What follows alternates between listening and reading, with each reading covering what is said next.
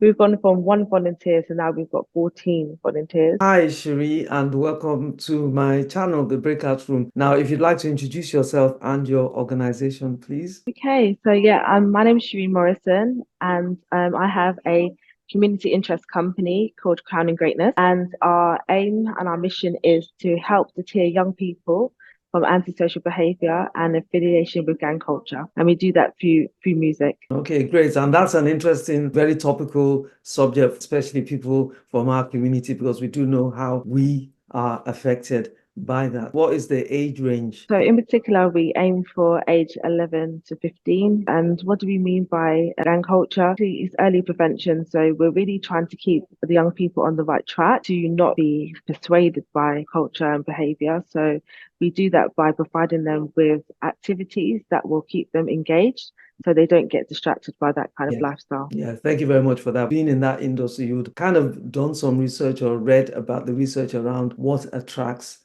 these young people to gangs, and you've alluded to one of them. Some of it is boredom. It's boredom and being like part of a community as well. Also, as you know, it'll be about money as well. Like, how do you cultivate money? So, what are some of these skills that you try and imbibe in them to encourage them to find another way? Yeah, so one of the main ways is that we have a music program. It's called the backstage to center stage. So we teach them skills such as vocal coaching, songwriting, music production, and a lot about mindset and about branding as well. So by the end of the session, they come away with a written song that they've written, recording their song and performing their song as well.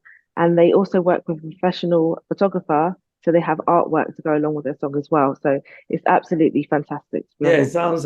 it sounds amazing, especially for that age, 11 to 15. So how does this program run? Is So it's like usually a 5 day program. okay. And each day we have an industry professional that comes along. For example, on the first day, we have branding and mindset. Third day, songwriting. The day after that, we have a music production where they get record their song. The last day about stage present. We have people that are actually engaging in that industry that come along to Okay, teach them. that's good. They get to see representation and what they can become if they pursue this new Exactly, yes. career. It's really for beginners and people that may have a passion for music but think that they don't have the necessary skills. More like helping with exploration to help them Okay. decide if it's the kind of road that they want to go along. So when did this organization start? We actually started the organization in 2000, I would say in the lockdown, but we started a podcast for young people. So seven boys called Young King, and we just started with getting them guest speakers that could help them go through challenges and figure out how they got to where they are. The guest speakers acted as mentors for the young boys. And then from there, I started doing multiple projects with the boys, and I thought this would be great for the wider community. And then we opened out Crowning Greatness. This Crowning Greatness has been going for about 18 months now. So yeah. Okay. And what inspired you to start this? So in the lockdown, it was a space to reconnect young people because the boys were transitioning from year 6 to year 7, Okay. but because of the lockdown, they didn't have that real transition. So it was kind of creating a space for them to reconnect and to talk about topics that,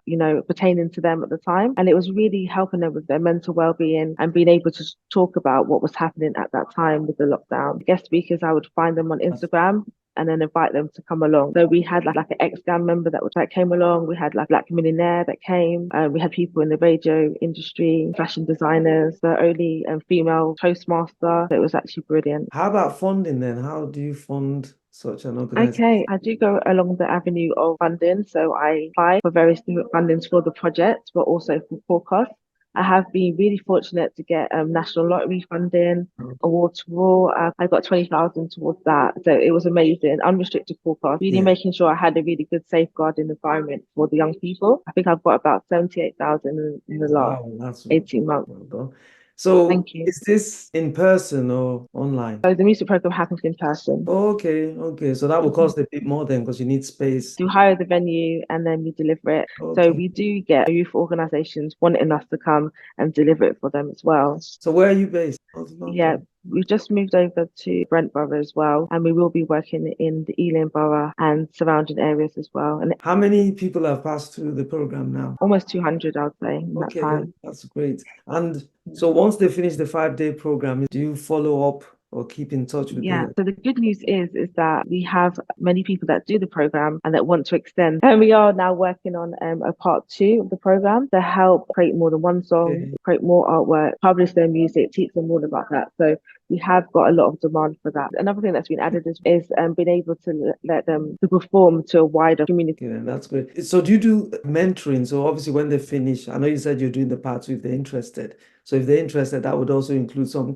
form of mentoring. Yeah, definitely. We are currently working towards a digital space for the young people. We'll have mentoring at our digital space that we are working on currently at the Okay. moment. Because it's music, do they actually publish any of that? So are they on Yes, Spotify or yeah, do you have a YouTube channel? Oh, you do. yes, that's something that we are working on. Publishing is a whole new ball game. So if you can explain some of the challenges you've faced and how you've overcome them. Starting off with myself and my husband, we have found that we needed to have a small team Yes. and also managing. We've gone from one volunteer to now we've got 14 volunteers Oh, that's a with lot us. of challenge. Definitely challenges have been the workload, but now Yes. we have got a team to help us with that. Applying for funding, waiting for the funding. Okay, then great. So, yeah, I can see that you've done one, and I like the fact that you delegated because it's difficult to do everything by yourself, and it's having the confidence that you do have to get someone if you want the business to grow. And it does take time to embed the staff in your own values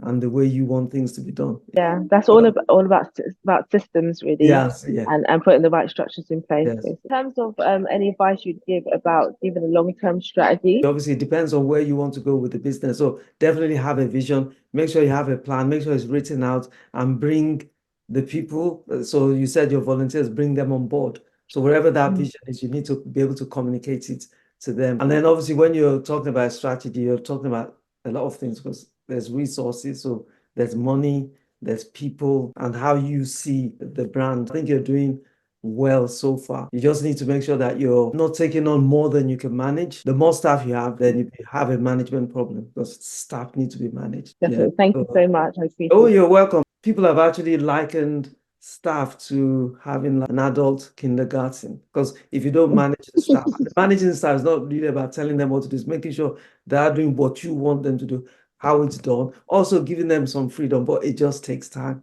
Oh, I could do that myself, but doing it yourself will not grow the business. So obviously having patience and checking things, checking in with the staff. I always say that it's hire slow, fire fast. Yeah, go on. Something I have learned from my mentor, he'll give you like the outcome he wants from what Yes, he's asked you to yes, do. yes, And I think that's something I've learned because it's easy to tell somebody something, but if they don't understand the reasoning behind it, yes, then they won't understand the urgency, they won't understand why they have to do certain things to get to that outcome.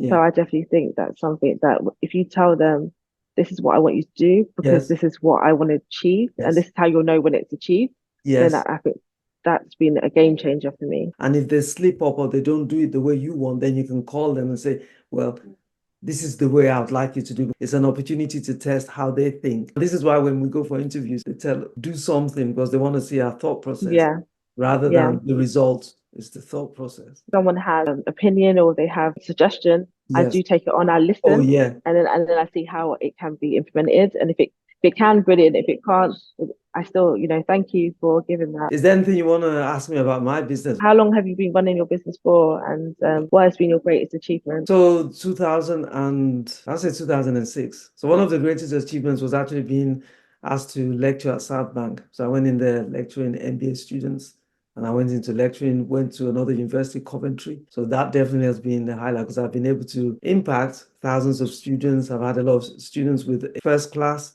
masters and all that. And I've enjoyed it so much. I've learned just as much as I've taught. So that's been great. And then obviously in my business as well, I've won awards as a business coach. Oh, brilliant. I've written 2 books as well. So you should have Googled. Yeah, no, I was going to ask what's the titles of your book? Also, the first one is Unleash Your Business Mojo. And that's for anybody thinking of starting their own business. So it takes you right from the beginning. So I created something called a one-page map where people just are able to put the key things that will help them to take their business idea forward. And then the second book is on time management and productivity. Yeah, so thank you very much for coming to the show.